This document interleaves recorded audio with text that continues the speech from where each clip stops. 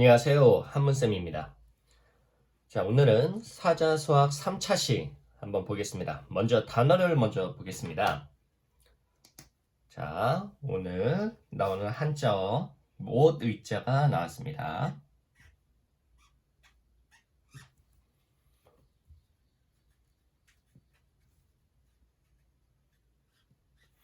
자, 이 옷 의자는 옷을 본따서 만든 글자입니다. 보시면 상의를 본따서 이렇게 만든 글자예요. 원래 이런 모양으로 생겼다가 지금의 쓰이는 한자로 바뀐 거죠. 그래서 이 옷 위자는 정확하게 옷도 상의와 하의가 있잖아요. 바로 이건 윗옷을 의미하는 거예요. 윗옷. 정확하게는 윗옷을 의미하는 한자고요.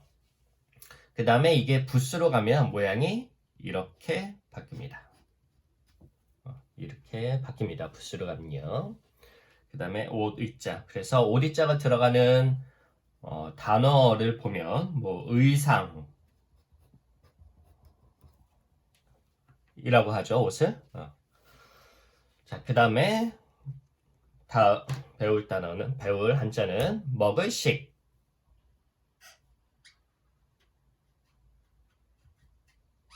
먹을 식자.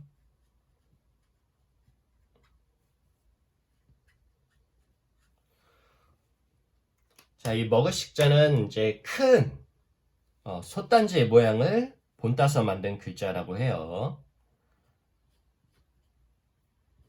자, 이런 옛날에는 이렇게 쓰였다 그래가지고 이거는 뭐 뚜껑, 그 다음에 이거는 솥, 뭐 불 때우는 모양, 이 모양에서 나온 글자인데요. 그래서 이 글자는 원래는 먹다 라는 뜻이에요. 그리고 먹다라는 의미에서 파생된 건더에 또는 먹음, 그래서 밥이라는 뜻도 있습니다. 밥. 이럴 때는 발음이 식으로 되는데요. 또 이거는 발음이 두 개예요. 먹다 말고 그냥 밥으로 쓰이는 경우가 있는데 사라고 읽히는 경우도 있어요. 그래서 밥 사자로 쓰이는 경우는 단어보다는 여러분 이제 한문 해석 같은 거 보면은 밥 사자로 쓰이는 읽히는 경우가 있습니다. 그래서 먹을 식자로 쓰이는 경우는 뭐 학교에서 급식 할 때 예, 쓰이는 경우를 볼 수 있는 거고 또는 식사 뭐 많은 경우에 먹을 식자가 쓰이죠. 자, 그 다음에 다음 배울 한자 볼까요? 서술어로 쓰인 단어를 한번 볼게요. 서술어로 쓰인 단어 뭐가 있냐면 따뜻한 온자.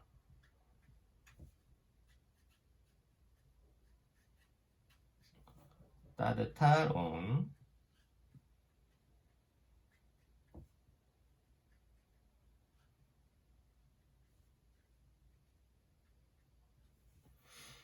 따뜻한 온자의 부스를 보면 앞에 점 3개가 있죠. 이거를 삼수변이라고 이야기하는데 이거는 물 숫자예요. 물 숫자. 그리고 이 글자는 물 숫자와 뒤에 온자가 들어간 온화할 온자가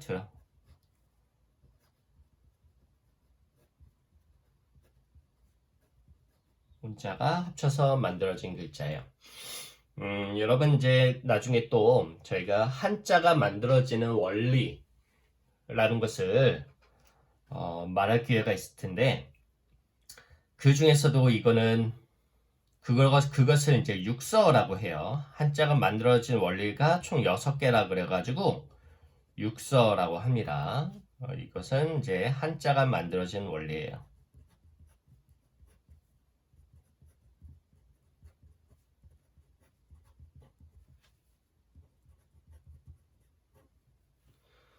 그래서 이것 중에 이제 여러분 이제 4가지만 알면 되는데 상형이라는 방법이 있고 상형은 말 그대로 이제 모양을 본따서 만든 글자고요.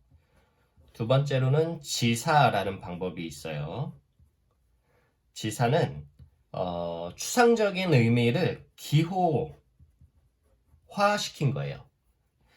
그 다음에 이제 1번, 2번은 새롭게 만드는 거고 이 3, 4번은 기존에 있던 한자를 조합해서 만드는 방법인데 그럼 어떻게 조합하느냐 그러면 세 번째가 회의라는 방법인데 이것은 한자의 뜻만 가져와서 만들어진 글자예요. 한자는 음과 뜻이 있잖아요.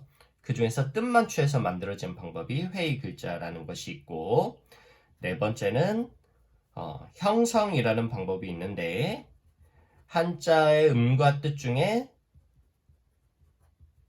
한 글자에서는 뜻을 취하고 또 한 글자는 음만 취해서 만드는 글자가 있어요. 그게 바로 형성이라는 뜻이에요.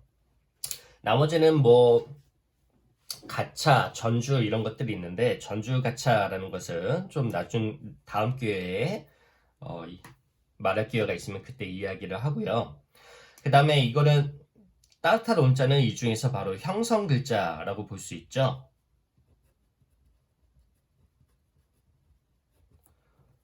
왜 그러냐면 여기서 한번 글자가 어떻게 만들어진 보겠습니다. 여러분 이제 글자가 만들어질 때는 말이 먼저 생기고 그 후에 문자가 생기는 거예요. 그죠? 그래서 그때 당시에는 따뜻한 론이라는 말이 있었어요. 근데 이거를 문자가 없었기 때문에 문자를 만들어야 되는데 이제 상형과 지사는 만드는 게 비효율적이야. 너무 힘들어. 쉬운 것은 있는 글자를 조합해서 만드는 게 쉬운 거예요. 그래서 그러면 만들 때 따뜻하라는 글자를 만들 때 따뜻한 물이 생각이 나니까 물을 갖다 쓰자. 그래서 이 따뜻한 문자는 물수에서 숫자라는 글자에서 물이라는 뜻을 취한 거예요. 그리고 사람들은 따뜻한 의미의 발음인 온이라는 발음을 막 하고 있었어. 그래가지고 이미 온으로 발음하니까 온이라는 한자를 그냥 더 조합을 시켜가지고 따뜻한 온자를 만들자라고 했는데 그래서 그때 당시 사람들이 온할 온자가 생각난다. 그래서 온할 온자에서는 온을 따와가지고 만든 거예요.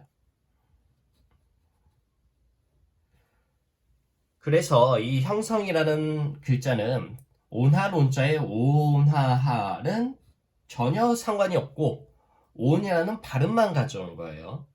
그래서 물이 온화해서 따뜻한 온자다 이렇게 설명하면 학문적으로 맞지 않고 여기서 온이라는 글자의 음만 가져온 거지 뜻은 전혀 관계가 없습니다. 형성이라는 조합 방법은 그렇기 때문에 따뜻한 온자는 물수에서 물이라는 뜻을 취했고 온한 온자에서 온이라는 음만 취해서 형성이라는 글자가 만들어졌다 라는 것이 이 한자가 만들어진 원리에서 형성이라는 글자입니다.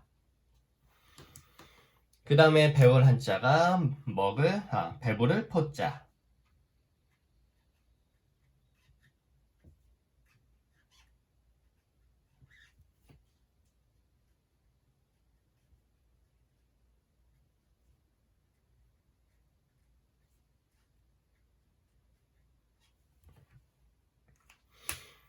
배부를 포자도 부스를 보면 앞에 있는 글자죠.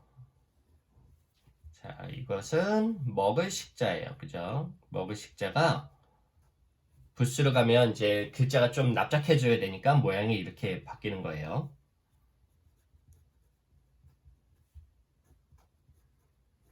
먹을 식자와 쌀 포자.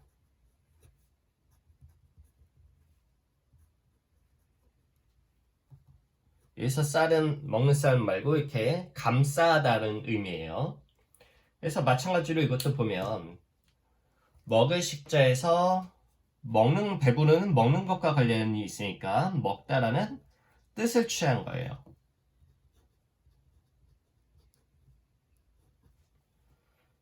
그 다음에 쌀 포자는 먹는 것과 이렇게 감싸는 것과는 상관이 없잖아요. 그래서 싸다라는 뜻을 취한 게 아니라 당시에 배부를 포라는 발음을 막 하고 있는데 그래서 배부를 포자를 만들자. 그래서 포하면 생각나는 한자가 당시 사람들은 이게 생각났나 봐요.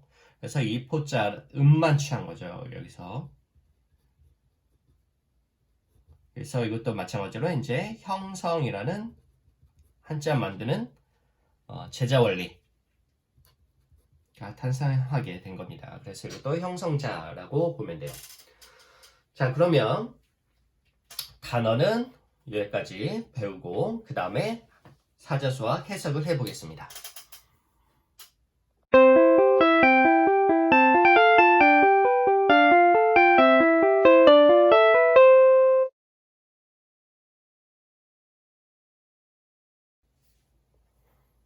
자, 사자수학 3차시 그럼 문장을 해석해 보겠습니다. 자, 한번 같이 읽어보고 해석을 해볼게요. 이의 오나 하시고. 자, 그러면 해석을 해보겠습니다. 마찬가지로 이 써이자 지난 시간에 한번 배웠죠. 써이자는 허사죠. 허사. 허사로 수단, 방법, 자격, 이유, 시간, 장소에 쓰인다고 했죠. 자, 해석을 하면 옷으로서 나를 따뜻하게 해 주셨다. 이렇게 해석을 했죠. 부모님이 저를 입혀주면서 체온을 따뜻하게 해서 입혀주시면서 나를 길러주셨다라는 의미가 되겠죠. 그 다음에 밑에 따라 읽어보겠습니다. 이식포와로다.